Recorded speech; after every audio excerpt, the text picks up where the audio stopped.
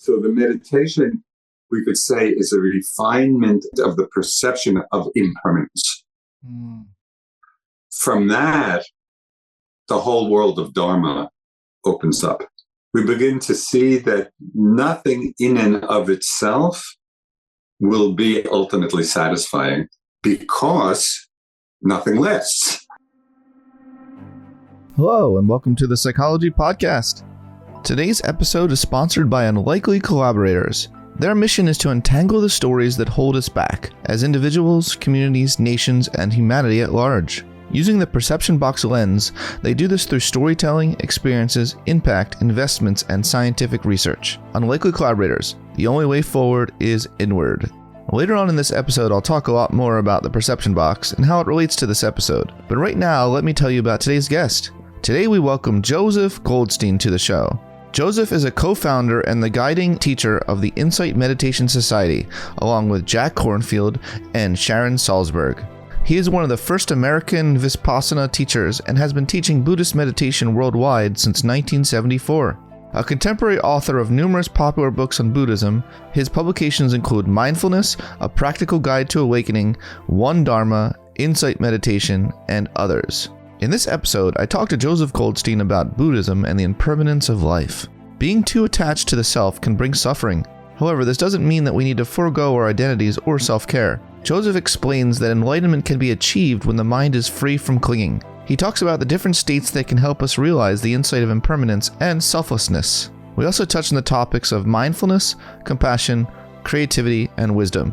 This discussion was really rich and involved a lot of mutual areas of interest and a lot of translation going back and forth between the kind of phrases and terms used in my field of psychology and the kinds of terms and phrases that are used in Buddhism. So this was a really exciting discussion for many reasons. So without further ado, I bring you Joseph Goldstein. Joseph Goldstein, it's so great to have you on the Psychology Podcast, finally. Glad to be here. We're laughing for our audience because we had some technical difficulties, but I tried to, throughout the whole process, I tried to apply the things I've learned from you to not get caught in the story. You've said something really interesting at one point about I'm trying to paraphrase it, but we are completely lost in the movie, but nothing substantial is really happening. Mm-hmm. That's I think how you described our consciousness. Yeah. And often a lot of the time we get so caught up in it, and 10 minutes from now, is it really going to matter that much? Exactly. It's a good perspective to keep. For sure. So anyway, we're making this work. So you are co-founder of the Insight Meditation Society, and you founded that many years ago. Is that right? Mm-hmm. In the 80s? Was that in the 80s? Is that 89? 76. Oh my gosh. Okay. Yeah, so it's almost 50 years. Wow. Well, congratulations. That's incredible. It's incredible to do anything that long, is yes. anything, that long is really incredible. A marriage, a business, really anything. So how old were you may I ask that? Is that inappropriate to ask that? How old were you in 76? So I was 32. Okay, so you were 32 years old. What? A kid. You were a kid. How old are you now? I am 44. 44. Well, no longer a kid. I look like a kid, though. I still look like a kid, especially when I shave. So my question is, how did you get interested in Buddhism? At what age did you really start to get into what I really want to grasp here with you is what really resonated the most with your soul back then. What was it about the principles that most resonated with your soul? First, just to say, within the context of Buddhism, soul is not really one of the words we use. That's so funny. But leaving that aside, we can use it in a convention. Fair enough. What's more, we can go further. We can say, when I say what resonated most with you, you'd say, well, technically there is no me. I don't even identify with me.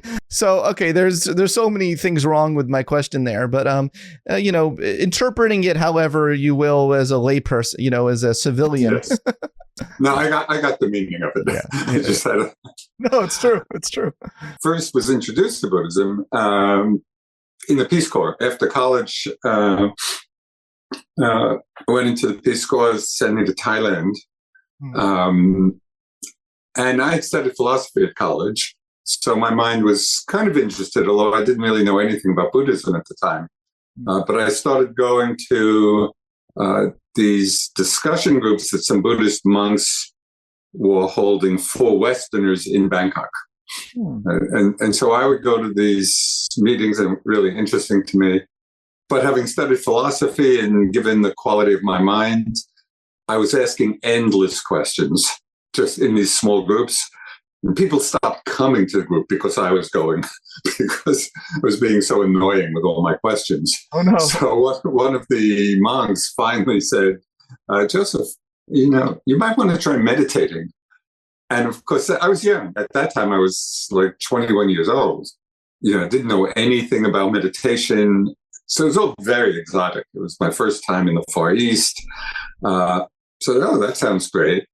Get my paraphernalia together to sit. I set my alarm clock for 5 minutes. So I didn't want to sit too much.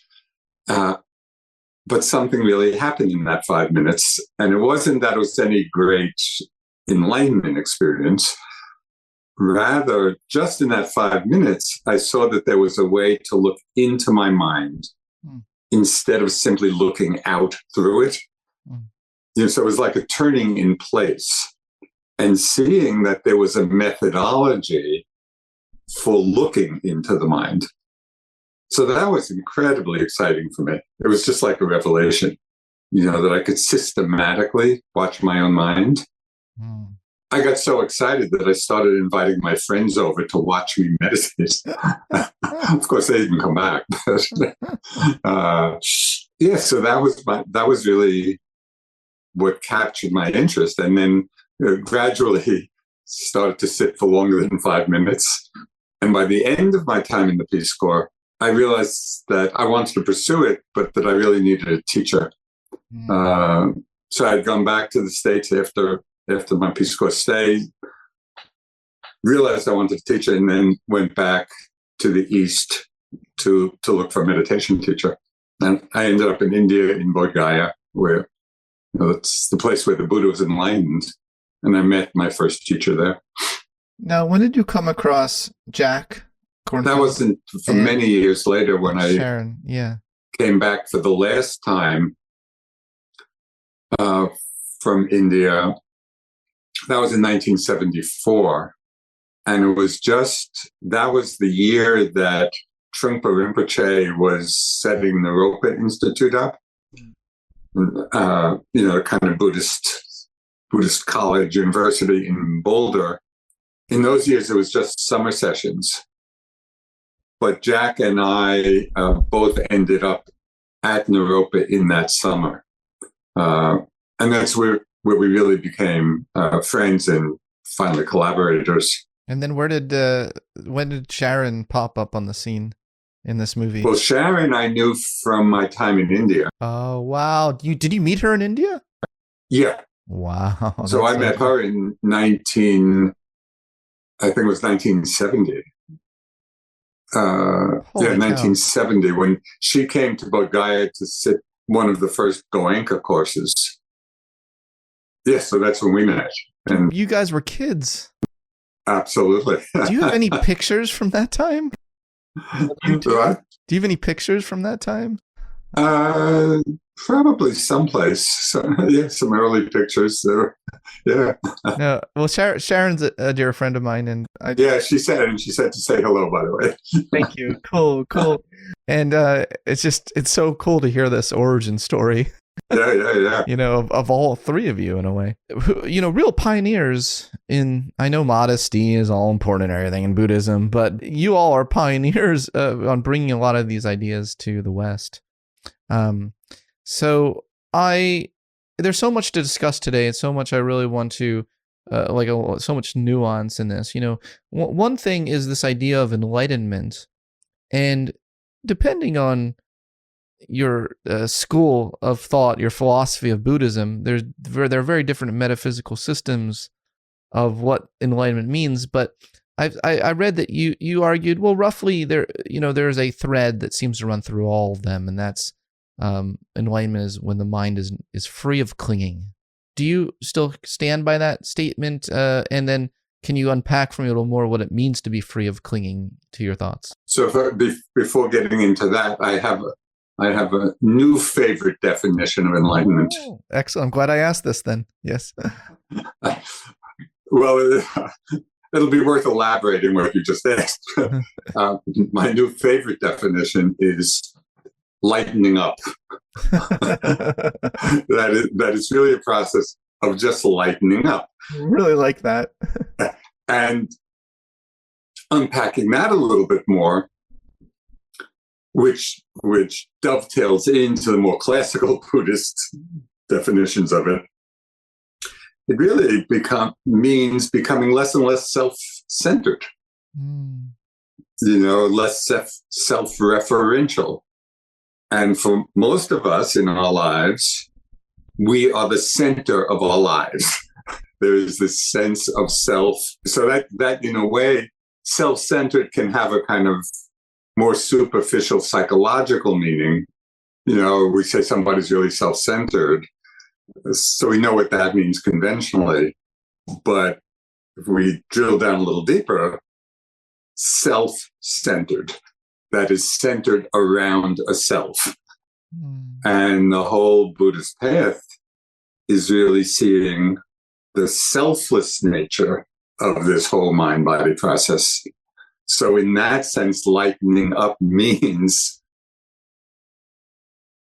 weakening the sense of self-center and finally uprooting it, which is, in classical terms, the first stage of enlightenment, where we've seen beyond the view of self. And that belief, that view is actually uprooted at that point. And so in classical terms, that's what's called stream entry, entering the stream to enlightenment. I love all these visuals as well. They're all very like ocean related. Yeah. I love it. No, I love it.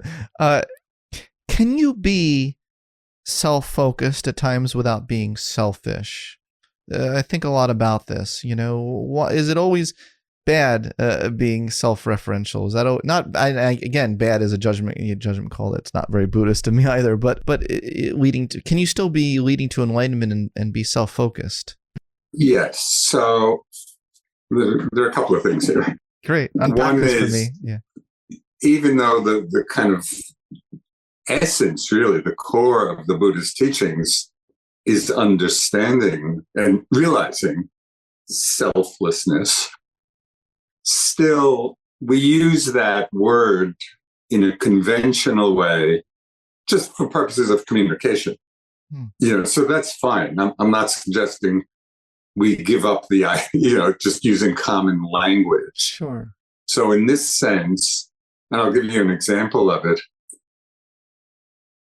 when one is doing the loving kindness practice, in Pali it's called metta, we direct loving wishes to a sequence of categories of beings, starting with oneself, then a benefactor, a friend, neutral person, difficult person, and then all beings. And the idea is to equalize the quality of our loving kindness and loving care among all of those categories, including what we conventionally call self. Right? So it very much that's part of the well-wishing and the caring for all beings. So all beings include ourselves. Yeah. Right? So so taking care in a skillful way, and it doesn't have to be in what conventionally we would call a selfish mode. It really can come out of a wisdom. It's like we take care of our health. That's not being selfish. It's being wise. Yes. So there's no problem with that. But it's to understand that we're using the term self there conventionally. it would be very awkward to say, oh, I'm going to take care of this mind-body process constituted with the 5 aggregates. I mean, self is just a shorthand for that whole rigmarole. Yeah. Yeah. So we use it conventionally, and it's helpful. I really appreciate that clarification. I've been obsessed with a certain paradox I noticed in my psychology research, and that's that it seems like the most psychologically healthy people have the strongest sense of self.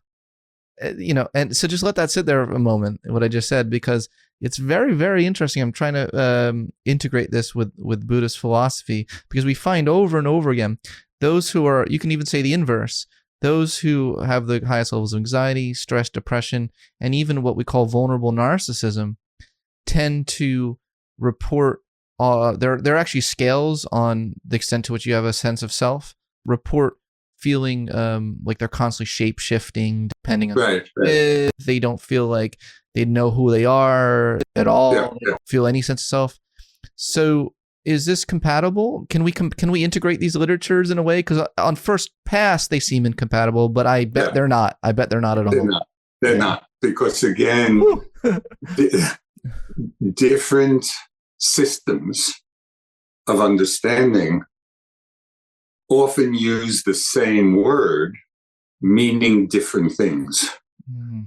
So when you're comparing the different systems, thinking that they're referring to the same thing, because the word they're using, like self or ego, is the same in the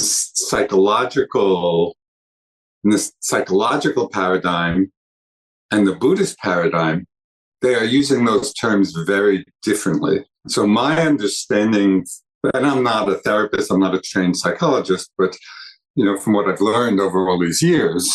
Me neither, by the way. Okay, so I can say anything then. When psychologists use the term self or ego, my understanding is translating that into Buddhist terms would be a healthy balance of mind. Good. I like that.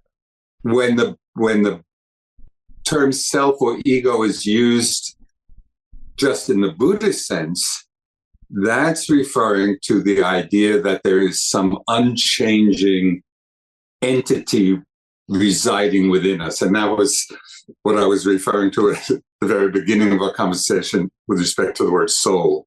As if there's some unchanging core being hiding out in us. So that's what the Buddha said is not. That's a mistaken view of what this mind-body process is all about. So they're just using the terms differently. I love that. And I think the Buddhists would agree that, and part of the path is to have a healthy sense of self in the psychological sense is essential. And a lot of the practice is accomplishing that balance of mind. So again, they complement one another really well. Yeah. I am so excited to announce that registrations are now open for our Self-Actualization Coaching Intensive. While the coaching industry has taken great strides over the years toward integrating more evidence-based coaching approaches, there is still a lot of work to be done. Many coach training programs still lack strong foundations in science and do little to incorporate research-informed tools, methodologies, or approaches for helping clients thrive. For 20 years, I've dedicated my career to rigorously testing ways to unlock creativity, intelligence, and our potential as human beings. Now, for the first time ever, I have compiled some of my greatest insights to bring the new science of self-actualization to the field of professional coaching. This immersive 3-day learning experience will introduce you to self-actualization coaching, an approach intended to enhance your coaching practice by offering you evidence-based tools and insights from my research that will equip you to more effectively help your clients unlock their unique potential. Don't miss out on this unique opportunity. Join us and take your coaching practice to the next level. Go to sacoaching.org. That's sacoaching.org. I look forward to welcoming you in December. I find the Buddhist perspective so beautiful, and it has impacted me personally so much. As I was writing my book, Transcend, I came across some writings from the humanistic psychologist Abraham Maslow, where he put it this way, and I want to see how this resonates with you, because it really resonated with my, not S word, but my being. What he said is that the purpose of self-actualization is to erase itself. I thought it was so beautiful. Absolutely. I love it. And then he said, he had such a way with words, Maslow. And then he also said, if done right, self-actualization really just allows you to walk the bridge to transcendence. And that's how I view it. When when I talk about self-actualization, and my whole research program is about self-actualization, I don't mean it as an individualistic pursuit devoid of context of the world, but I actually do think that self-actualization, though, is a really important step on the path to transcendence. And I don't think the Buddhist would ever say that we shouldn't have self-actualization. We should only we should have no sense of self. That's just such a mischaracterization of the way the Buddha thought about this, right? Yes. Again, it just points to that they're using the word self in two different ways. So in the way that Maslow is using it, as I say, it fits in perfectly. And I love the quotes you said, because in self-actualization, the self disappears and becomes the doorway to transcendence. That could be in a Buddhist perspective. That could be saying, when all the factors of enlightenment are in balance, it leads to transcendence. Yes. But if you do it too quickly, like if you just lose one day you wake up and you've lost all sense of self, that's a very jarring situation for a human. That'll put you in a mental institution. Like that's can be scary, if you devoid from the self-actualization journey, Yeah, but in the way you express that, yes, using the term self in the psychological sense, it doesn't make sense to say somebody who realizes that the non-self too early, they go off a bit. Yes. Because using that term in the psychological sense, it's like saying losing the sense of balance of mind is a good thing. Because in the way you framed the question, it was like if you lose the sense of self too early. That's like saying losing the sense of balance too early. That can't be good. Psychologically. Exactly. And so it's like a red herring, to say losing the sense of self too early, because self in the psychological meaning really means just a healthy balance of mind. And of course, one doesn't want to lose that healthy balance. Yeah, one doesn't want to lose that yet. That's great. That's a great sort of reframing of it. Yeah, I think it's clearer. Because as I say, using the word self, because it has different meanings in psychology and Buddhism, unless you're very precise in how you're using the term, it gets confusing. Definitely. There's like 400 different definitions of the word self in psychology. I don't even want to ask in Buddhism. But it is interesting. Like, what do we even mean by the self? Mark Leary, the social psychologist, tends to view the self as just the apparatus that allows for self-representations. It can get so complicated. Exactly, really complicated. And that's in one way. That's why the meditation is such a powerful force, because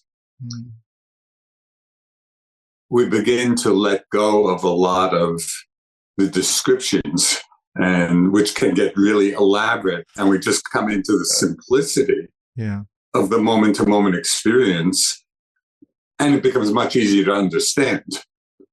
Well, it's funny.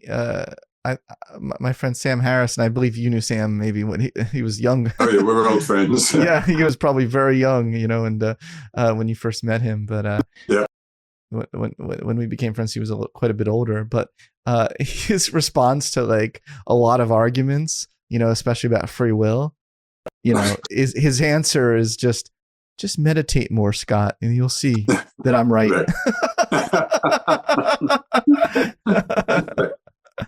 Yeah. just like okay, all the arguments and logic and reason and science. Scott, you need to meditate more. I believe that's how you responded to me on Twitter once, and then we obviously have in-person conversations about this all the time. Yeah. But anyway, this is funny.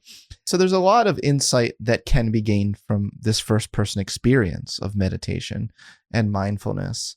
Can you just like give me a little bit of a list of some of the potential forms of insight that are available to us through a regular mindfulness practice? Yes. So there's one insight which is really the doorway to all the others, right? So, and it's a very easy insight to relate to, and that is through the meditation, we get a very direct, immediate experience of the changing nature of everything. And in the Buddhist, a classic phrase is, whatever has the nature to arise will also pass away. Oh, wow. And this happens on every time scale. Wow. So you can look at on a macro level, clusters of galaxies, on their own time scale, they come into being and eventually they die. Down to the subatomic particle level. It's in constant movement, constant change, and everything in between. So what's interesting to me is that we could go up to anybody on the street and ask them, do things change? And I think everybody would say yes. And yet we don't live that understanding. Right. So we it's not difficult to grasp conceptually, but meditation gives us a certain immediacy of experience of that, and on increasingly refined levels. So there's something I call in meditation, I call NPMs, which are noticings per minute. So when we first begin our practice, the NPMs are not very high. I don't know, maybe 10 noticings a minute. But as the practice goes on, those NPMs go way, way up. So just a very simple example, people often begin meditation maybe feeling their breath. At the beginning, they experience, there's the in-breath and the out-breath. But as the mind gets clearer, more concentrated and steadier, begin to see that the in-breath is a flow of innumerable, more microscopic sensations. It's not one thing. Within one in-breath, there is so much going on in terms of what can be felt. So the meditation, we could say, is a refinement of the perception of self, of refinement of the perception of impermanence. From that, the whole world of Dharma opens up. Because when we've really seen that, not only with the breath, but with every aspect of our experience, just the momentariness of the flow of sights and sounds and smells and sensations of the body and thoughts and emotions, the whole world, we begin to see that nothing in and of itself will be ultimately satisfying because nothing lasts. So it may be satisfying in the moment, and it might be pleasant in the moment and happiness inducing in the moment.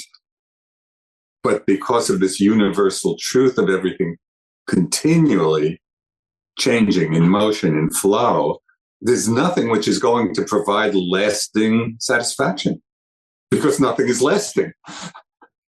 And that just becomes increasingly obvious.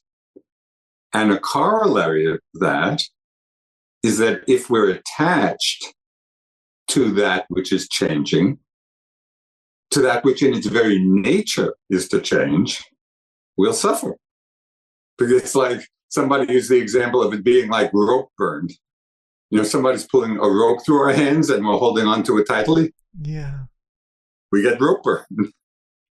Well, that's what we're doing in our lives very often. We're holding on tightly to different aspects.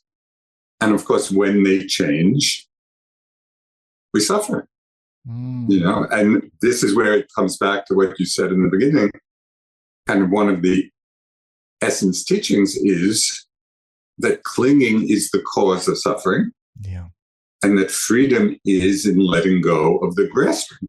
So you can see perhaps how all of the Dharma can unfold from the experience, from the refined experience of impermanence. Yeah, that's beautiful. And the more I practice that, I clearly am okay with the everyday everyday annoyances. But there's something I want to really dive really deep into, and in the psychology field, there's great debate and discussion around the difference between mindfulness and flow. It seems like when you're in the flow state of consciousness, at least as defined by Mihai Csikszentmihalyi, you're not constantly checking in and watching your thoughts. You're just in it. And so a liberation doesn't always require every moment the metacognition, right? The metacognition, the thinking about thinking, does it? Because when you're in the flow state, yeah. Well, we'll unpack this a little bit. Unpack it. I think that's confusing two different mental qualities. Okay. Mindfulness and concentration. So these two have different functions in the mind. Okay. So in the flow state, so another word for concentration is undistractedness. So when you're in a flow state, the mind is not distracted. Right. You're just in the flow. So that really describes a state of concentration rather than the quality of mindfulness. Because we could be in a flow state, a concentrated state, without learning anything from it. Mm-hmm. It feels good. I mean, and it's a powerful state. I don't want to undervalue that aspect because it is actually part of the whole path, but it's not mindfulness. Right. And it's not necessarily connected with wisdom. It does have the attributes of effortless flow, where the mind's not distracted. It's just completely in the flow of whatever the activity is. And there's something very fulfilling about that. But that's different than developing insight or developing wisdom. So it's just two different things. Yeah, and I think that's pretty much the consensus, and a lot of people do agree on that in the field, that there are different constructs. Yeah. Today's podcast is sponsored by Unlikely Collaborators. Their mission is to untangle the stories that hold us back as individuals, communities, nations, and humanity at large. Using the perception box lens, they do this through storytelling, experiences, impact, investments, and scientific research. Today's conversation with Joseph really illustrates the importance of expanding the walls of our perception box. The perception box is the invisible mental box that we all live inside, and it can seriously hinder our ability to understand one another and to understand ourselves. In this episode, Joseph points out that a major insight of Buddhism is that whatever arises can pass away. Joseph astutely notes that we can refine our perception of impermanence so that we aren't so attached or clinging to the thing which is changing. From a perception box perspective, when we are caught in our story tangles, we can have difficulty seeing anything but the things we should do or become. Using the tools of meditation, self-reflection, breathwork, somatic experiences, and other modalities helps you get a distance from the stories you tell yourselves so that you can have more equanimity about how to move forward. What's beautiful about impermanence is that no matter how permanent something feels, there is an equanimity in perceiving that it too shall pass. Even though you will never get out of your perception box, you do have agency where its walls are, and what stories you believe about whatever you are experiencing, and the impermanence about it. To find out more about unlikely collaborators and the perception box, go to unlikelycollaborators.com. You know, the flow state is so conducive to creativity and to, you know, when jazz improvisers are doing their thing, they're kind of in the flow state. When you're really jamming, certainly that can be a path to wisdom, right? I mean, do you always have to have metacognition to lead to wisdom? Well, again, so this will depend on your definition of wisdom. You know, people could use that word in a lot of different ways. How do you define wisdom? Pardon? How do you define wisdom? Well, if we were going to define it in the context of Buddhism, you know, so there's a very specific parameters. Wisdom really has to do with insight into what are called the three characteristics of impermanence, unsatisfactoriness, and selflessness. Right? So those are the insights which lead to non-grasping. Now, what's interesting about concentration state is, and this is true of just meditative concentration as well as kind of a flow state. At that time, in the Buddhist language, the hindrances are suppressed. So in the flow state, there could well be non-clinging because we're just in the flow of the changing phenomena. Yeah. But without the metacognition, so the non-clinging is suppressed during that time. But then when we're out of it, it just comes up again, right? And is really activated because we haven't really brought our investigation to the experience of the flow. So in that time, the mind is in a very good place, but it's not necessarily developing the wisdom that will purify the mind. Wow. And that's why in Buddhism, like the development of concentration is an important part of the path. You know, so it's really an essential aspect. It's necessary, but not sufficient.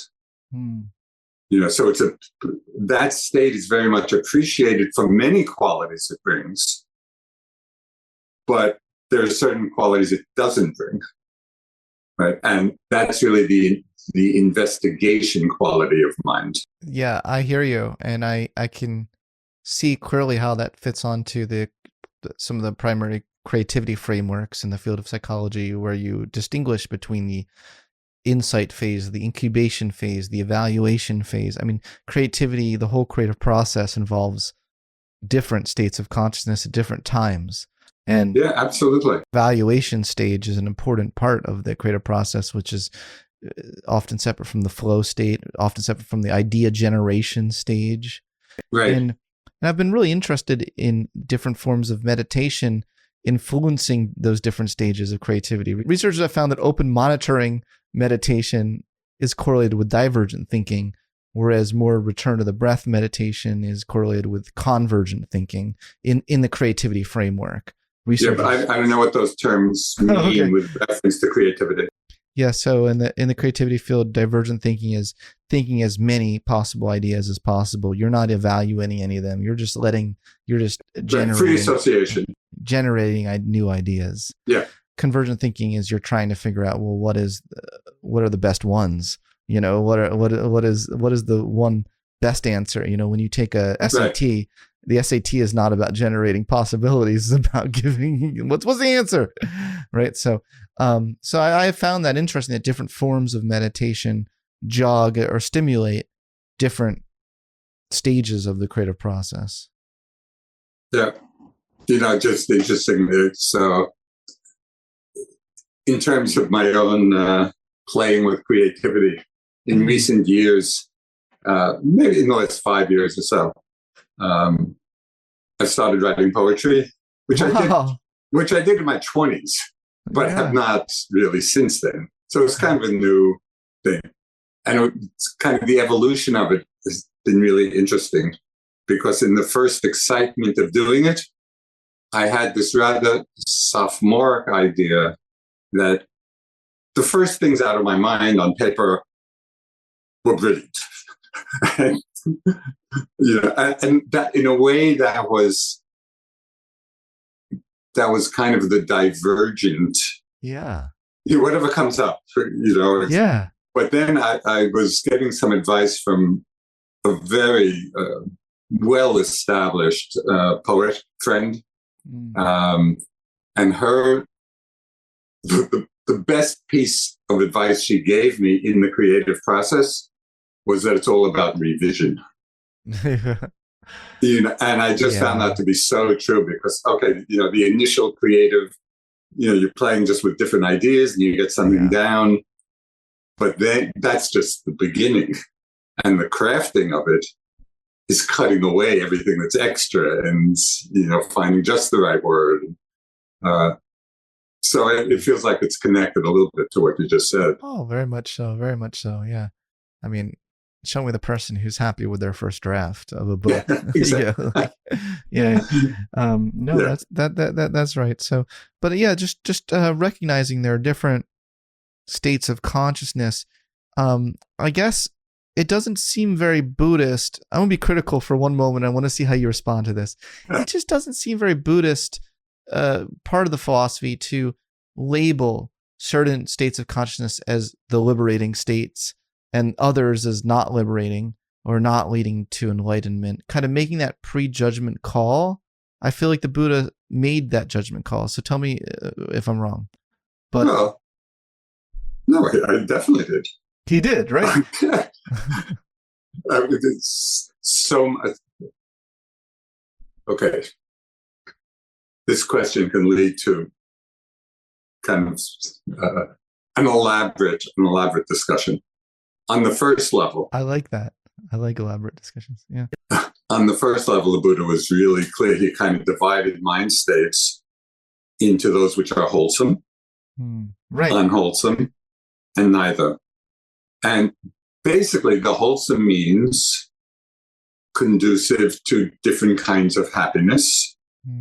Unwholesome, the causes of suffering. So in a very simple way, and the Buddha, he laid out really clearly the three wholesome and unwholesome roots of all the other mind states. So, for example, greed and hatred and delusion, they're unwholesome mind states. They do not lead to liberation. They lead to suffering. And there are many, those are the roots, and then there are many other unwholesome states based in those three. The three roots of wholesome mind states are non-greed or generosity, non-hate or loving kindness, and non-delusion, which is wisdom. Those are the states that do lead to happiness and to awakening. So on this level, and as we're walking the path, that discernment is really important. Are we cultivating more greed in what we do, or more anger, more hatred? Are we cultivating more generosity, more love, more understanding? So, and to be able to see, through meditation, to really get a very clear, visceral experience of the effect of these different mind states. So this is basic, essential to all the schools of Buddhism. However, or in addition, at a certain level of meditative practice, we also see that all mind states, in Buddhism, we use the word emptiness a lot. And it really, and that can have a lot of different meanings, but some of the meanings are insubstantial or no inherent self-existence to them. And so on another level, for example, the different contents of our thoughts on this level, it doesn't really matter whether it's a greedy thought or a loving thought if we're in that place of seeing the momentary insubstantial nature of all thought. So then it's just a thought arising in the mind. The content really doesn't matter because we're not identified with it. And it's just coming and going. And because we're not identified with it or clinging to it, the content is less important. It's just that. So there was a Korean Zen teacher, Sung Sansanim. He had started the Providence Zen Center, and he was very popular and had lots of branch monasteries. He had an interesting phrase expressing these two levels, what I just mentioned. He said, "There's no right and no wrong. Right. But right is right and wrong is wrong." So we have to hold both. That's what I'm trying to get at, is it seems so somewhat contradictory. It's not contradictory at all. It's just two different levels. But unfortunately, and many great masters have pointed this out, that the attachment to the notion of emptiness is much more dangerous than the attachment to things. Because with attachment to things, you can work on it. If you're attached to the notion of emptiness, it leads to that sense of, it doesn't matter what I do because everything's empty. Which is a very dangerous state because, for two reasons. One, that's really attachment to the idea of emptiness, not to the realization of it. Right? If one had fully realized emptiness, then there would be a great freedom in that. But until we're fully enlightened, we are living on that more relative plane where right is right and wrong is wrong. And not to acknowledge that level leads to a huge amount of suffering. And we see it with a lot of Buddhist teachers who get into big trouble, or teachers of every tradition, really. Sure. Who may have had some realization or some understanding, and then think that whatever they do is the perfect expression of enlightenment. I call that spiritual narcissism. Yeah. So it's very dangerous to just take one of those two levels and not integrate both of them. Wow, you're a very wise man, Joseph Goldstein. No, I wouldn't miss that last statement. Yeah, I was going to say, I hope you heard that. The way, the context in which I was thinking about this was in the kind of difference between the neuroscience of mindfulness research literature and the neuroscience of creativity research literature.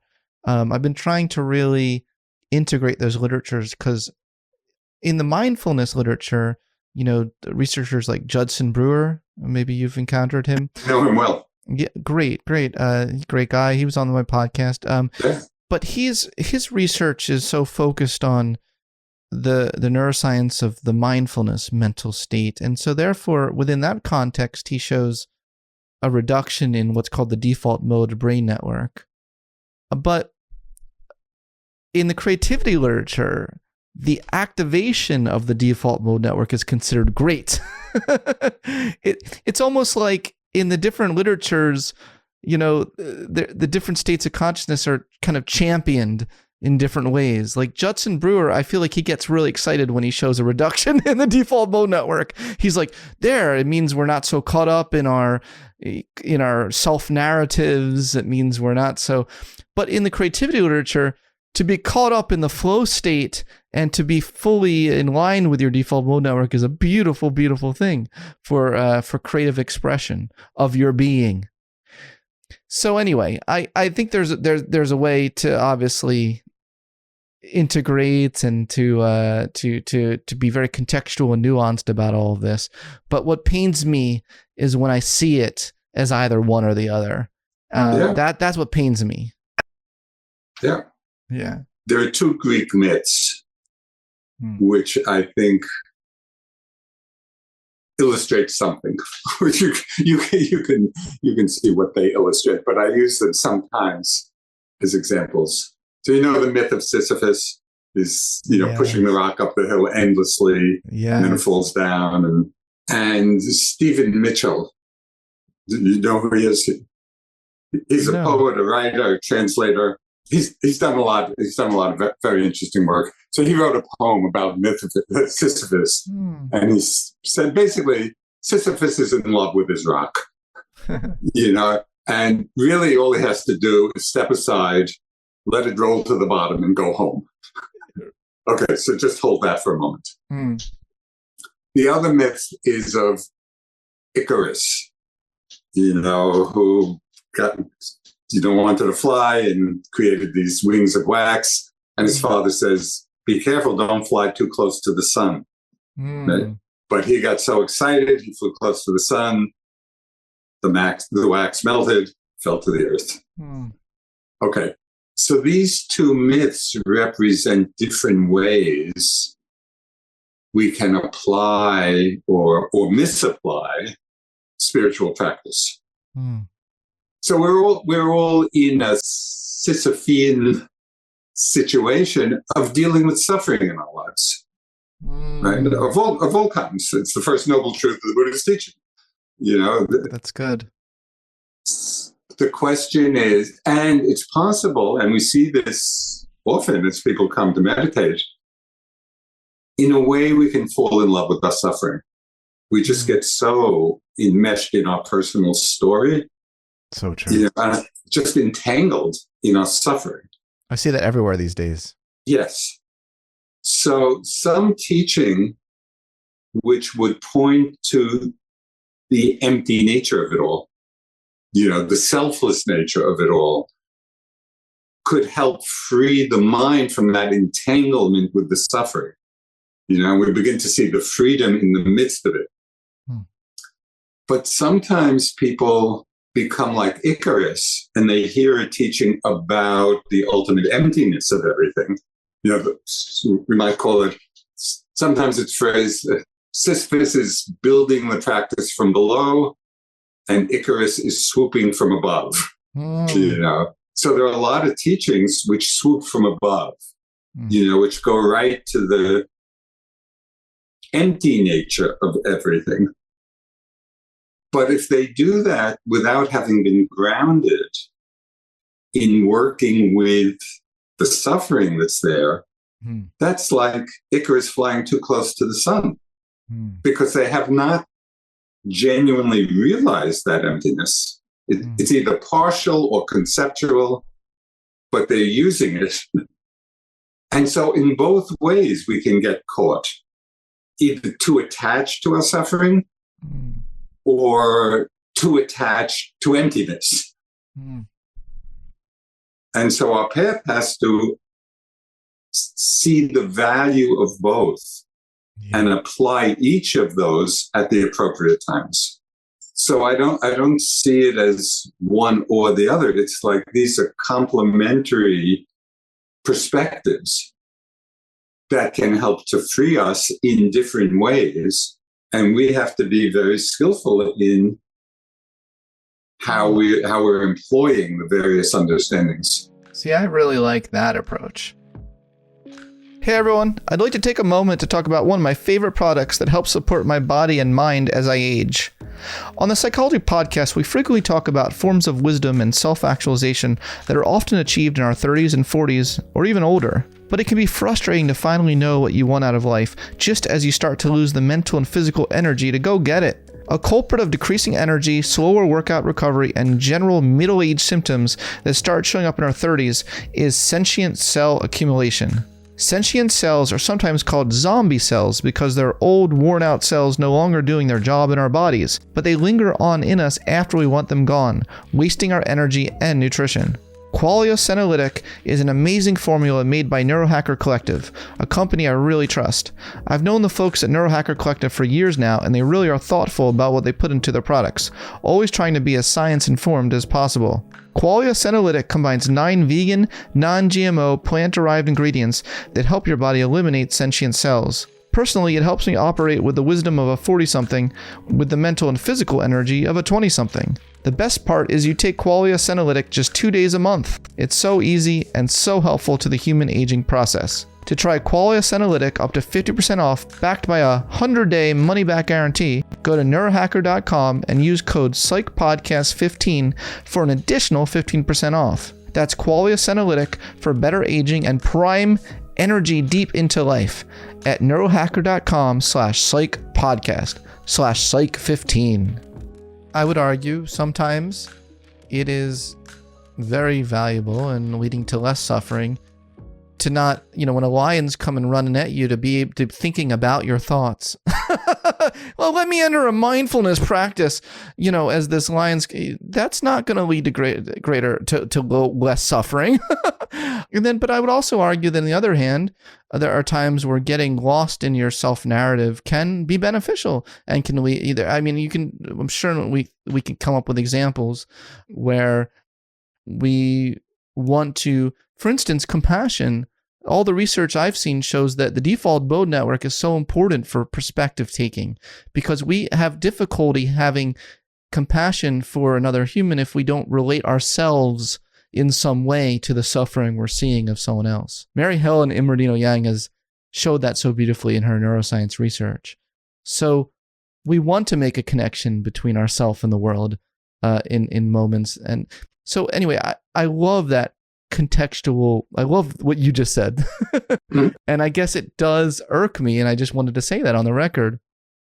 Sometimes when I see different silos getting a little too caught in their own, the thing they study. Do you know what I mean? Yes, exactly. I know exactly what you mean. Yeah, that's all I'm saying. I know you came across. This was a burning issue for me within the context of different Buddhist traditions, which I wrote about in my book, One Dharma, because I was studying with different teachers of different traditions, both great masters, seemingly great enlightened beings, saying opposite things. Right. What do you do with that? Well, that was my koan for a couple of months, and it was burning. Because it felt like the whole direction of my life depended on figuring out who was right. Yeah. And as I was burning with that question, I was on a 2-month retreat. It got resolved in a really interesting way. And I framed it kind of in a phrase, metaphysics as skillful means, rather than as statements of truth. Because if we take metaphysical statements as being statements of truth, then if people are saying opposite things, one will be right and one will be wrong. Good. If we take them as skillful means, and then we could ask skillful means for what? Well, in the Buddhist context, it could be skillful means for not clinging. Then it doesn't matter whether they're saying opposite things. If that metaphysical statement helps free people from clinging, great. If the other one helps people free themselves from clinging, great. And different systems will attract or appeal to different people. But it's, again, if the important point is seeing them as skillful means. Yes. Then we can really embrace lots of different methods, lots of different metaphysics, if we understand where they're leading or what the practice of them accomplishes. Yeah, that's really good. It seems like so much of Buddhist principles are actually in line with the flow state of being, of being itself. The idea that when you live your life with inner beauty, and I love that whole concept of inner beauty, and I think we need to value that a lot more in our society today. When you live with a life of where you're happy to look at yourself in the mirror, you're proud of yourself, not as pride is a non-virtue, but healthy pride for being moral, for making the right decisions. Yes. There's less of a friction, that's what I'm saying by flow of being. There's, you're not so unhindered by this, your guilt, and your guilt can really get in the way of being in the flow state, of being itself. So it just feels like a lot of what the Buddha is saying is not only in line with a mindfulness state of consciousness where you're always witnessing your thought, but also just a way of being that's very flow-like. Yeah. So, but again, what did I do wrong? What did I say? Well, I was close. I was close. I almost got it. I may be misinterpreting what you said, but what I was hearing, it's almost like you were comparing the two states in a way, instead of seeing that really we're cultivating both simultaneously. They work together.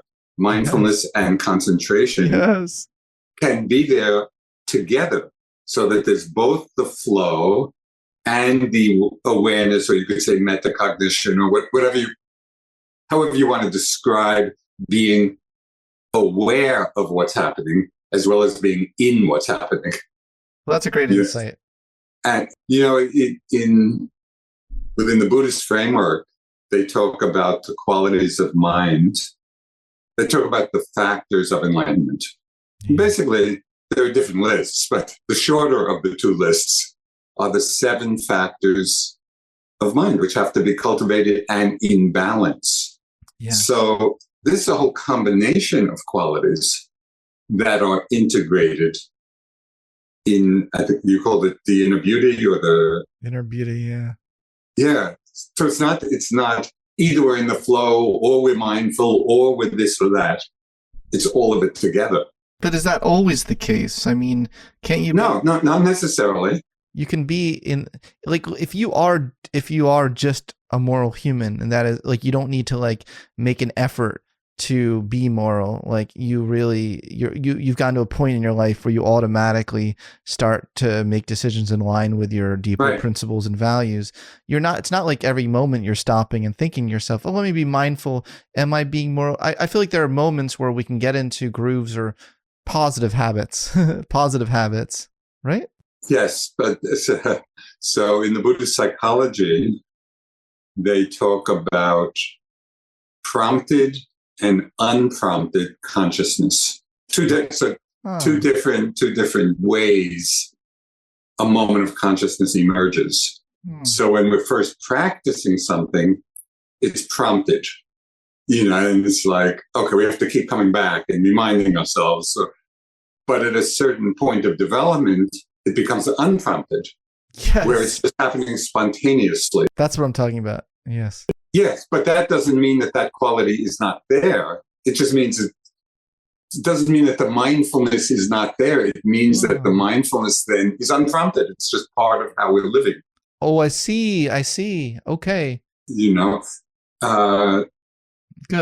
Yeah, and it becomes, when something is unprompted, I'll give you an example, a really simple example. So, in our meditation practice, we do both sitting and walking as the primary. So people often think that the sitting is the real stuff, and the walking is just like a recess between sittings.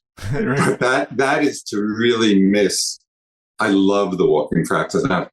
So many insights have come in walking. And it's the way of really integrating mindfulness into one's daily life, because we move a lot. So in the beginning, it really was prompted. They had to do the formal walking meditation exercises, slowing down and really intentionally being mindful of each step. But at a certain point of development, it really becomes unprompted. So, for example, now, after all these years of practice, when I walk, that's the default. It's just automatically the movements are being known. I'm aware of them. And it doesn't take any prompting. It's just there. So that then becomes in the flow state. Yeah. There's an ease of being. Exactly. Which I love. I love that. I love having an ease of being. So, now, it's not the same thing, not to be confused as laziness, though. Let's be clear. That wasn't a euphemism for No, I love it when I don't have to do anything hard. You get it, Joseph Goldstein. Let me end this interview talking about a word that I am obsessed with: equanimity. It's a concept that there's a lot of talk about grit, and in my book Transcend, I argued I really like the flavor of equanimity better than grit. Sometimes the way at least the grit, the way it's applied, grit has this kind of connotation that you no matter the consequences on others, you're kind of just churning out and persevering, and you're climbing to the top of the mountain. And even if you climbed on top of other people on the way there, you still score high on grit. But equanimity, correct me if I'm wrong, but my understanding of the concept of equanimity is it is very much tied to having resiliency and being able to withstand life's challenges. But there's a sort of way of being baked into it of warmth and love. And my readings is there is some warmth there to a certain degree, and a sort of awareness of the impact of your being on others, even as you're surmounting the obstacles. So is any of that true, what I just said? Yeah, I think it is. There's a large grain of truth. Yeah, I'm just trying to let's just try this out. And I don't know whether this will reflect at least some aspect of what you just said, but let's try. I think it might. So it's highlighting the difference between reactivity and responsiveness. So we're just in different life situations, and normally people are just reactive based on their own personalities and conditioning. And in that reactive state, it can very often be born out of unwholesome mind states. We're reacting either with anger or with fear or with greed or whatever. There's a situation and there's that reactivity. So that's not equanimity. We could almost say reactivity is the opposite of equanimity. So equanimity, for the purpose of this little discussion, I think responsiveness captures it more. Because responsiveness, in my experience, the feeling of responsiveness comes when we're not being reactive, and there's just kind of an immediate, intuitive, you might call it warmth or connectedness. You see somebody who's hungry, you feed them. You're in just different situations, and you're responsive to the situation, but not based on your reactive conditioning, but based on equanimity. Really means impartiality. So it's often likened to space, but a responsive space. It's a space that can hold everything, and so it sees all the sides of everything. Yeah, and I've just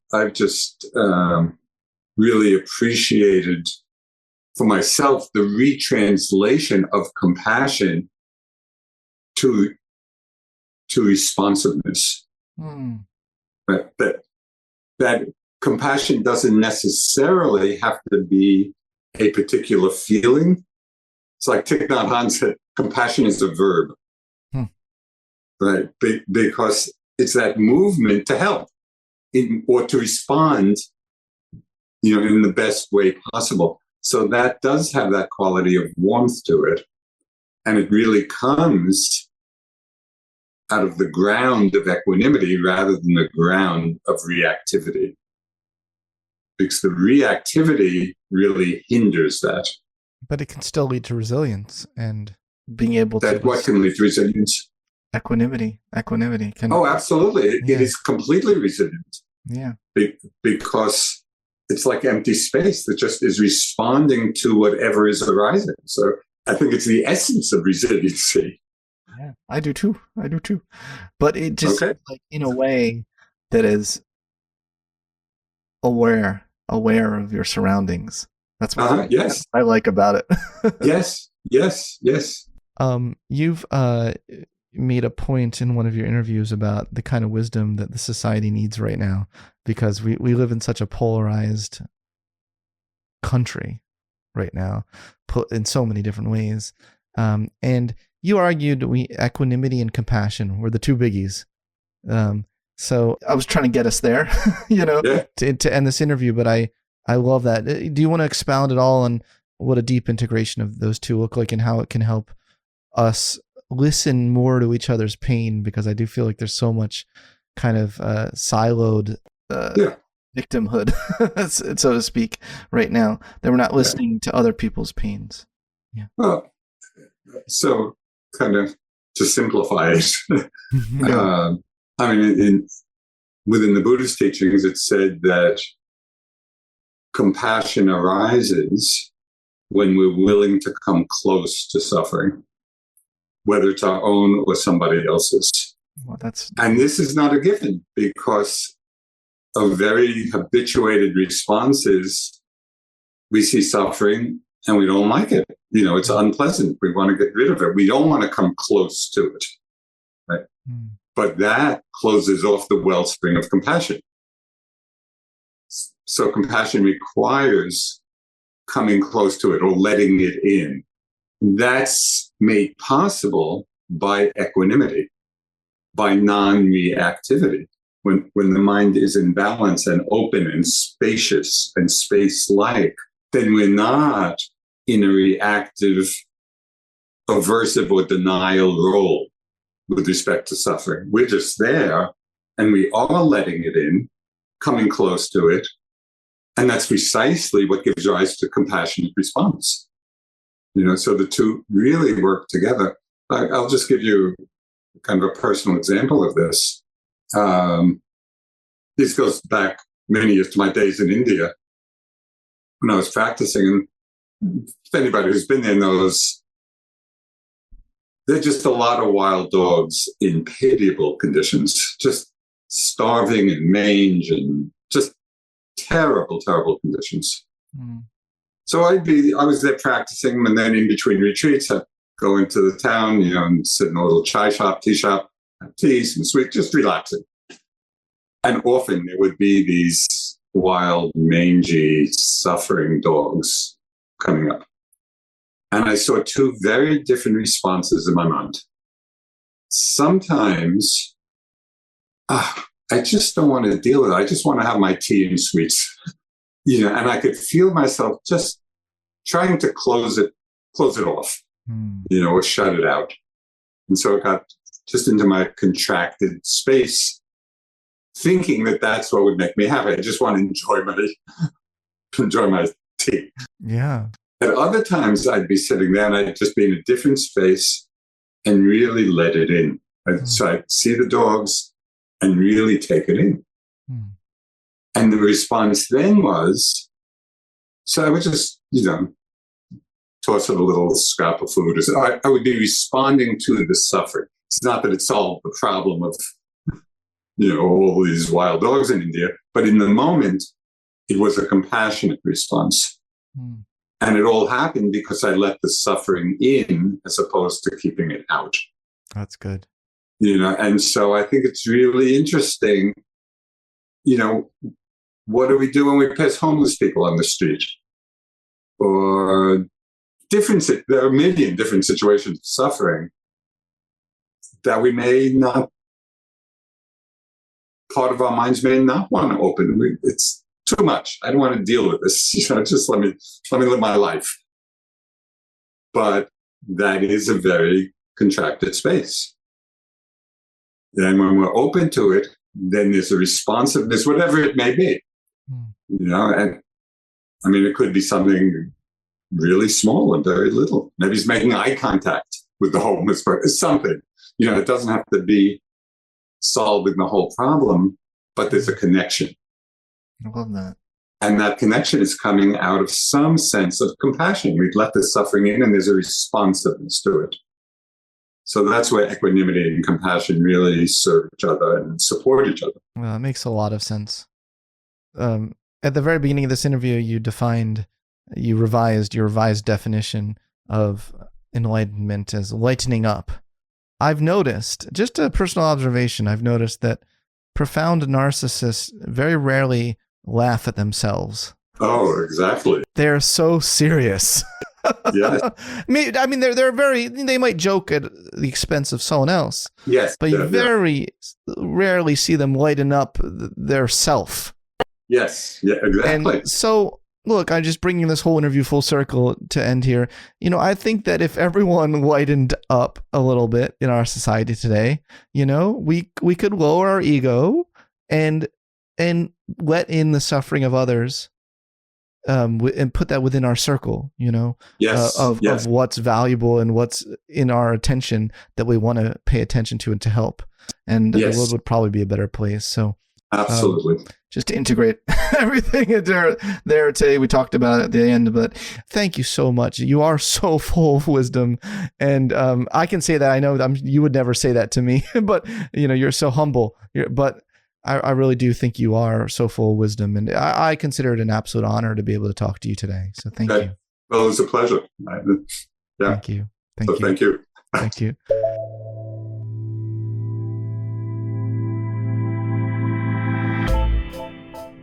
Thanks for listening to this episode of the Psychology Podcast. If you'd like to react in some way to something you heard, I encourage you to join in the discussion at thepsychologypodcast.com or on our YouTube page, The Psychology Podcast. We also put up some videos of some episodes on our YouTube page as well, so you'll want to check that out. Thanks for being such a great supporter of the show, and tune in next time for more on the mind, brain, behavior, and creativity.